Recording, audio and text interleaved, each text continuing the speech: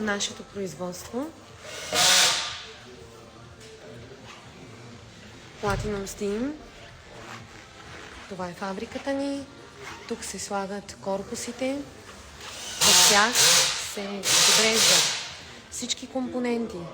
Бойлер, хладка, нагреватели и всички други електронни компоненти. Помпа.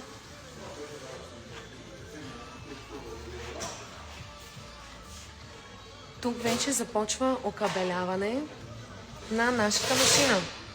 Ето, може да видите как се произвежда всичко в реално време. В фабриката работят 5-6 човека едновременно.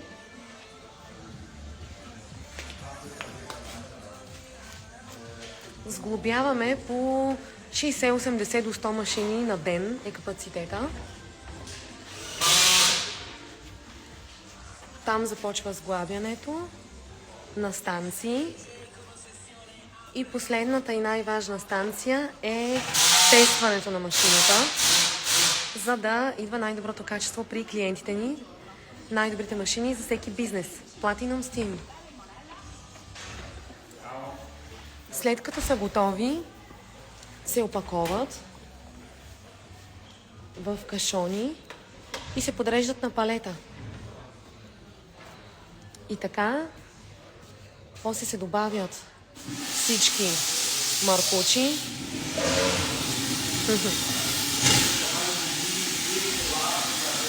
Platinum Steam, моя бранд,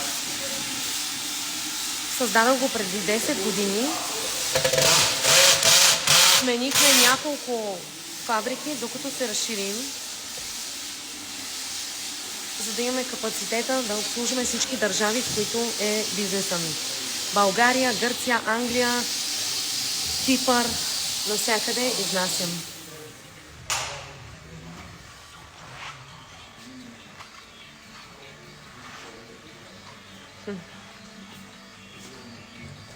В момента се правят в реално време.